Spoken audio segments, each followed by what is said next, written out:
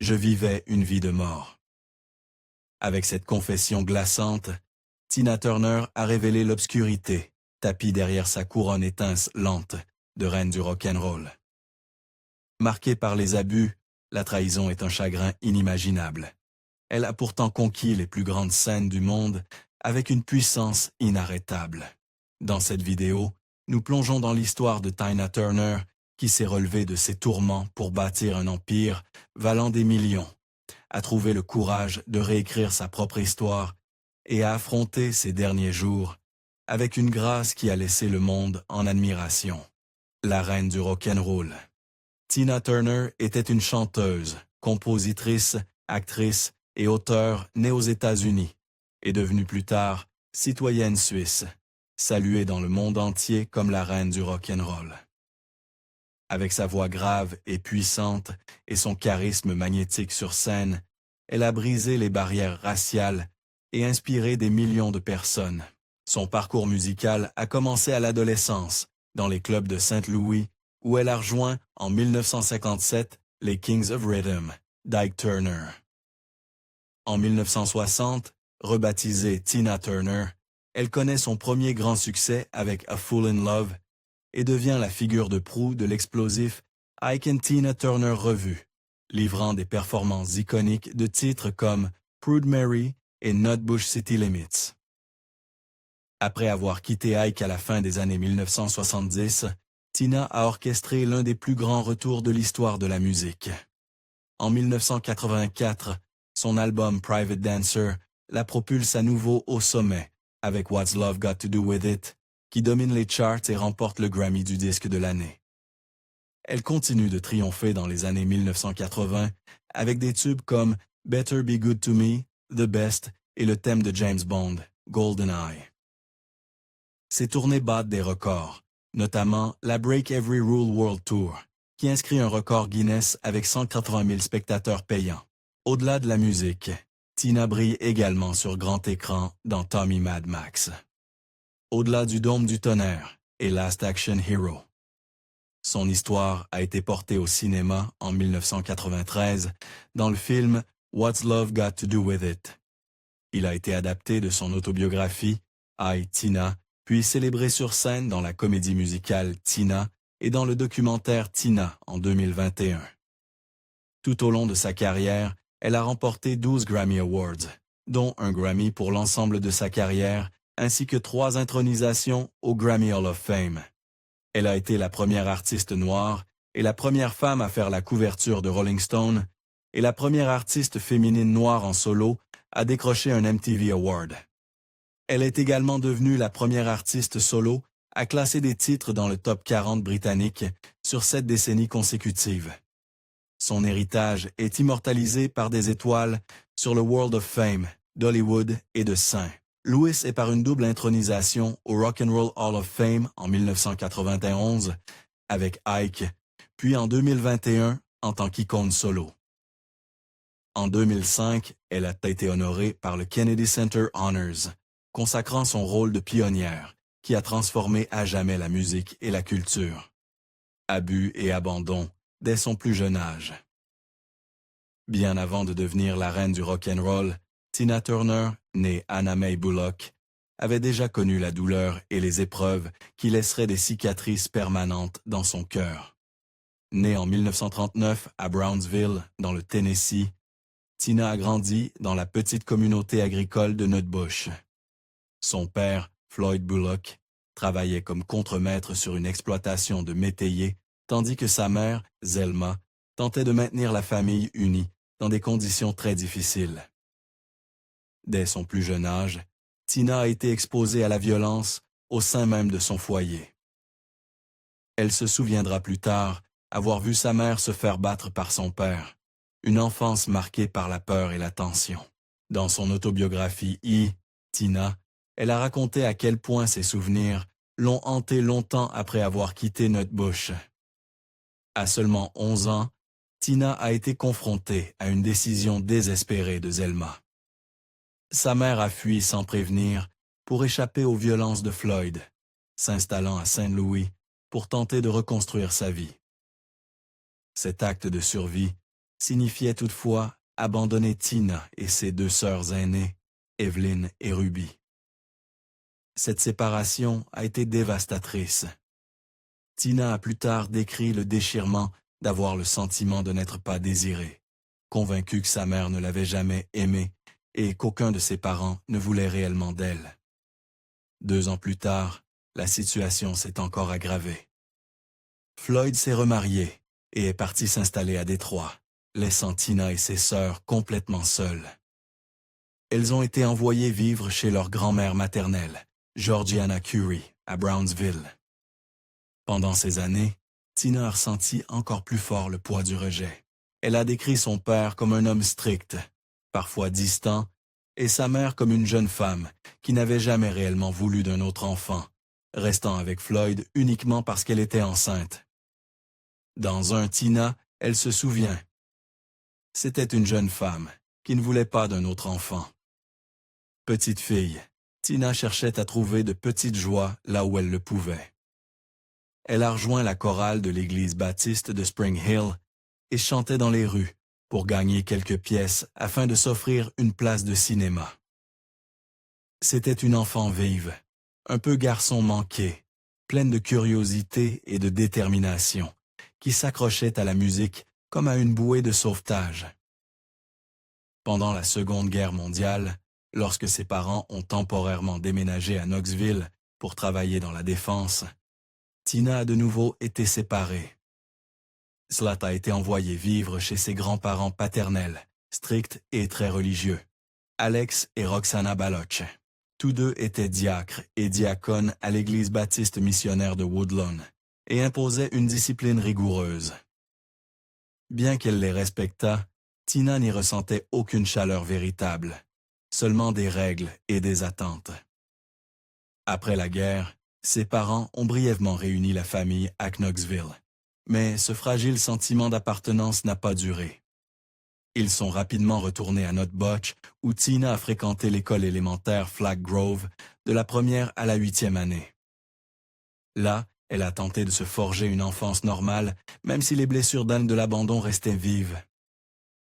À 16 ans, un autre coup dur est tombé.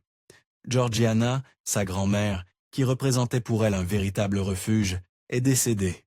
Une fois de plus, Tina a dû partir. Elle n'a eu d'autre choix que d'aller vivre à St. Louis, avec sa mère, qu'elle connaissait à peine désormais. Elle a obtenu son diplôme du lycée Sumner en 1958, tout en travaillant comme aide-soignante à l'hôpital Barnes-Jewish, essayant de reconstruire sa vie à partir des morceaux épars d'une enfance brisée. Même à ce moment-là, la tragédie semblait la poursuivre. Alors qu'elle travaillait pour la famille Henderson à Ripley dans le Tennessee, Tina a appris une nouvelle bouleversante. Sa demi-sœur Evelyn était décédée dans un accident de voiture, en même temps que ses cousines Margaret et Vela Evans. Cette perte s'est ajoutée à toutes celles qu'elle avait déjà subies si jeune. À l'adolescence, Tina avait survécu à plus de chagrin que la plupart des gens n'en vivent en une vie entière. Violence familiale, abandon répété et décès de proches. Ces expériences lui ont laissé un profond sentiment d'isolement, mais ont aussi semé en elle une force de résilience farouche. À peine sortie du lycée, elle a trouvé son échappatoire dans la musique, chanter dans la chorale de l'église, puis se produire dans les clubs de saints. Louis lui a apporté un sentiment d'appartenance et de but qu'elle avait rarement connu enfant. Ce parcours l'a menée jusqu'au club Manhattan à East Street. Louis, où en 1956, elle a rencontré Ike Turner, un musicien charismatique mais profondément tourmenté qui allait bouleverser sa vie pour toujours. Et, tragiquement, l'a ramenée dans le cycle de violence qu'elle avait connu dans la maison de ses parents. Combat pour la liberté et l'amour. Celui qui n'a jamais connu l'amour durant son enfance peut passer toute une vie à en rechercher la chaleur. Tina Turner était cette âme-là. Marquait très tôt, mais tendant sans cesse la main vers un amour qui finirait par la guérir. Ses premières relations ont reflété ce même schéma de douleur et de trahison. À 17 ans, elle est tombée amoureuse de Harry Taylor, un garçon populaire qu'elle avait rencontré lors d'un match de basket au lycée. Cette relation fut sa première expérience de l'affection romantique. Mais elle s'est terminée en chagrin lorsqu'elle a découvert que Harry avait secrètement épousé une autre femme enceinte de lui. Après son installation à St. Louis, Tina a commencé à fréquenter Raymond Hill, le saxophoniste des Kings of Rhythm. Elle est tombée enceinte pendant sa dernière année de lycée et a aménagé avec lui, mais a de nouveau été abandonnée. Hill s'est fracturé la cheville lors d'une bagarre avec un autre membre du groupe, est reparti dans sa ville natale et a laissé Tina seule, enceinte de plusieurs mois, à seulement 18 ans. Elle a donné naissance à leur fils Craig en 1958, entrant ainsi dans la maternité solo, sans aucun soutien ni avenir assuré. Tina a rencontré Ike Turner à la fin des années 1950, séduite par son talent et son charisme. Leur relation est passée du plan professionnel au plan personnel, même si Tina dira plus tard qu'elle était fondée sur la manipulation dès le départ. Ike avait 25 ans, elle n'en avait que 17. Il a remarqué sa voix puissante au club Manhattan de St. Louis l'a invité à rejoindre son groupe. Tina, avide de sortir de la pauvreté, a fait confiance à la promesse de succès qu'Ike lui offrait. Mais dès que Tina a commencé à briller, Ike l'a considérée davantage comme sa propriété que comme sa partenaire. Ils se sont mariés en 1962 lors d'une cérémonie expéditive à Tijuana, bien qu'Ike fût déjà légalement marié à une autre femme. Leur union relevait davantage d'un contrat commercial que d'une histoire d'amour, et elle est rapidement devenue cauchemardesque. Ike battait régulièrement Tina. Dans ses mémoires, My Love Story, elle a raconté des agressions terrifiantes. Une fois avec un embauchoir en bois qui lui a laissé la tête enflée, une autre fois lorsqu'il lui a versé du café brûlant sur le visage, provoquant des brûlures au 3e degré.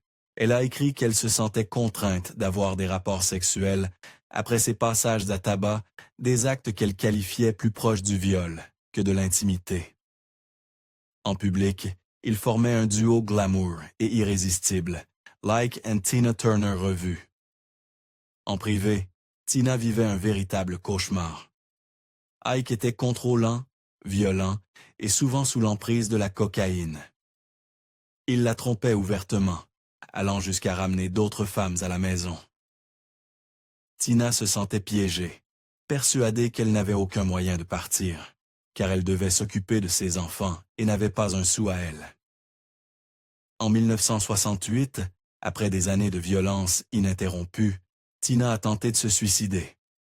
Elle a pris une overdose de somnifères, disant à son médecin qu'elle avait des troubles du sommeil pour obtenir une ordonnance. Dans My Love Story, elle expliquait « À mon point le plus bas, je me suis persuadée que la mort était ma seule issue. Elle a survécu, mais cette expérience de mort imminente a marqué un tournant. » En 1976, après une autre agression brutale, elle a fui Ike avec seulement 3 Lane 600 et une carte de crédit mobile en poche, trouvant refuge dans un Ramadain de l'autre côté d'une autoroute. Elle a demandé le divorce le même mois. Les hommes dits l'ont menacée par la suite, allant jusqu'à tirer des balles sur les lieux où elle se cachait. La bataille judiciaire la laissait quasiment sans ressources. Tina a confié plus tard à Oprah. « Je suis forte. J'ai survécu au divorce, à la séparation, à la violence, et je n'ai jamais laissé ça me briser. » En 1978, leur divorce a été prononcé. Tina a conservé son nom, mais a renoncé à presque tout le reste, y compris sa part du studio d'enregistrement et ses futures royalties. Elle a dû tout recommencer à zéro, survivant grâce aux bons alimentaires et à des concerts dans des clubs.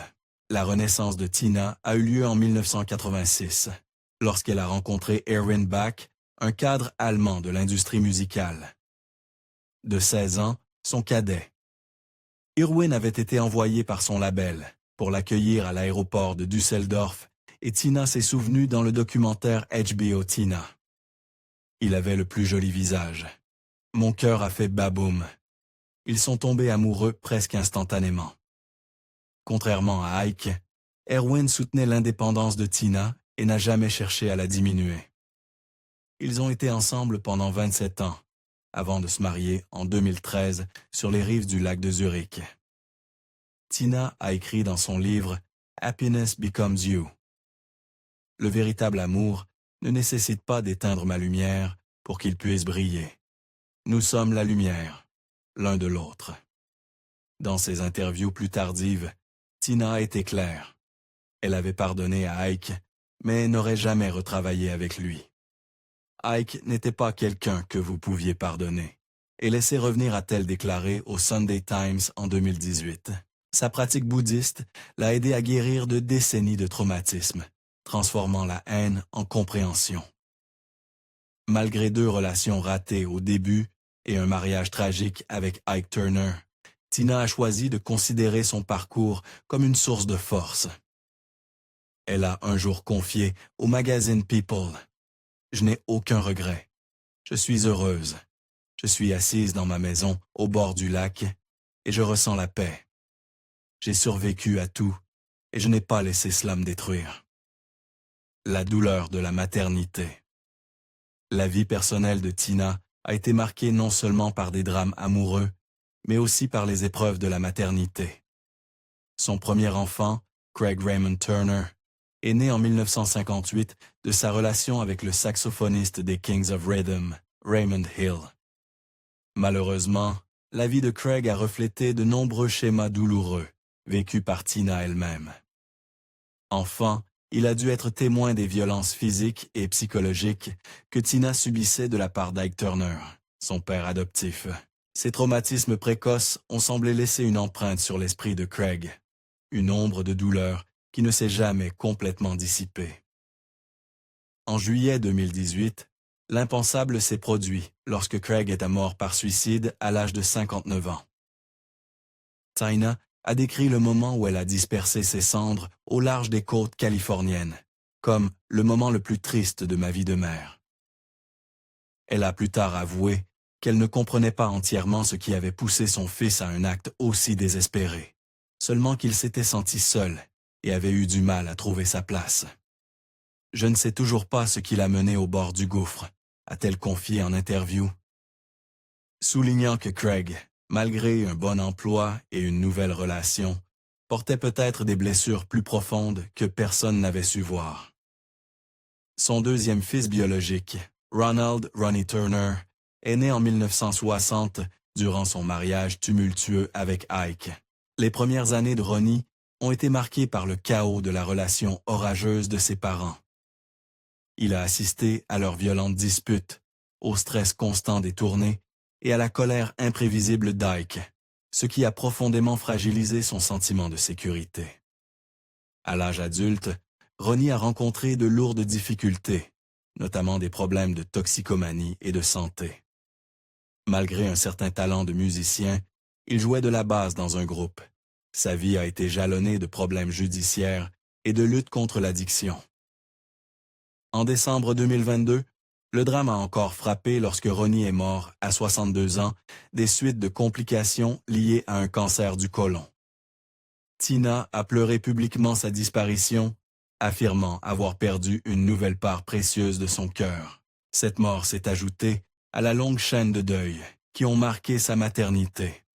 Un deuil d'autant plus cruel qu'il ravivait le souvenir d'un fils talentueux et aimant, qui n'avait jamais pu échapper complètement aux ombres du passé. Au-delà de ses 2 fils biologiques, Tina avait aussi tenté de fonder une famille avec les enfants qu'Ike avait eus de précédentes relations. Elle a adopté Ike Turner Jr. et Michael Turner, qu'elle a élevés comme les siens. Mais après son divorce avec Ike, ses liens sont devenus distants et complexes. Tina a reconnu qu'elle se sentait un peu étrangère à ses fils adoptifs, à l'exception de Craig, et cette distance ne s'est malheureusement jamais vraiment résorbée. Ike Jr. et Michael avaient été pris dans l'orbite toxique de la violence et du contrôle d'Ike, et malgré les efforts de Tina pour les protéger et les aimer, les blessures familiales étaient trop profondes pour se refermer. Des années après avoir quitté Ike, Tina s'est battue pour construire une nouvelle vie pour elle et ses enfants. Mais les dommages du passé ne pouvaient pas être effacés. En interview, elle a exprimé sa tristesse de n'avoir jamais pu retisser complètement ses liens avec les garçons après le divorce, affirmant qu'elle aurait tout fait pour les aider à guérir. Si Craig était resté le plus proche d'elle, Ike Jr. et Michael se sont éloignés, en partie à cause de leur loyauté envers leur père, et en partie à cause de l'environnement chaotique et douloureux dans lequel ils avaient grandi. Affronter la fin avec grâce.